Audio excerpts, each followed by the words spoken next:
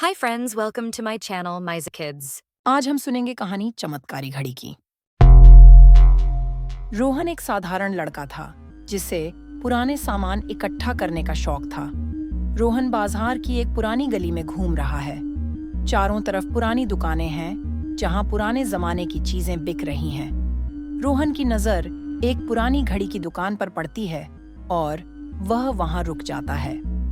ये घड़ी तो बहुत पुरानी लग रही है और इसकी सुइयां उल्टी दिशा में घूम रही हैं। दुकानदार बोलता है, यह घड़ी तुम्हें समय से बाहर की दुनिया में ले जा सकती है, लेकिन इसका इस्तेमाल समझदारी से करना। रोहन थोड़ा चौंकता है, लेकिन उसे लगता है कि यह बस एक कहानी है।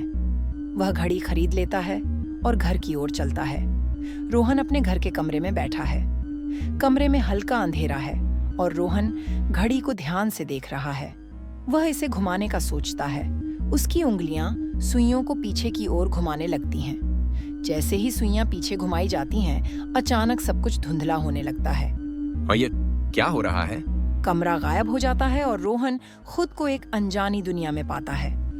चारों ओर चीजें उलटी चल रही हैं। पक्षी उल्टी दिशा में उड़ रहे हैं और पेड़ के पत्ते नीचे से ऊपर की ओर बढ़ रहे हैं। माहौल अजीब और रहस्यमयी है। ये कौन सी जगह है? मैं यहाँ कैसे आ गया? रोहन के सामने अचानक एक बूढ़ा आदमी प्रकट होता है जो थोड़ा रहस्यमयी और ज्ञानी दिखता है। उसकी लंबी सफेद दाढ़ी और गहरी आंखें हैं। तुमने समय के साथ खेल खेला है। अब तुम्हें यहाँ से बाहर निकलने के लिए एक रास्ता खोजना होगा। क्या? मुझे क्या करना होगा? तुम्हें इस दुनिया की पहेलियों को हल करना होगा।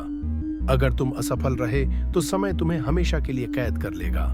रोहन थोड़ा डरता है, लेकिन उसे अपने घर वापस जाना है, इसलिए वह चुनौती को स्वीकार करता है। पहली पहेली थी, ऐसी चीज जो दिखती नहीं लेकिन सब जगह होती है। रोहन ने थोड़ा सोचा और तुरंत जवाब दिया, हवा। बूढ़ा मुस्कुराया और अगली पहेली बताई। दूसरी पहेली थी, वह क्या है जो टूटने पर भी कभी आवाज नहीं करती। रोहन ने कुछ देर सोचा और कहा, सन्नाटा। बूढ़े ने सिर हिलाया और कहा, तुमने दोनों पहेलियों का सही उत्तर दिया है। अब तुम वापस जा सकते हो। तभी अचानक रोहन की घड़ी फिर से चमकने लगी और वह वापस अपने कमरे में आ गया। वह समझ गया था कि घड़ी कोई साधारण वस्तु नहीं थी और उसे इसका उपयोग बहुत सोच समझकर करना होगा। उसने घड़ी को एक सुरक्षित जगह पर रख दिया और अब उसे कभी भी समय के साथ खेलने की इच्छा नहीं हुई। Thanks for watching. Please like, share, and subscribe.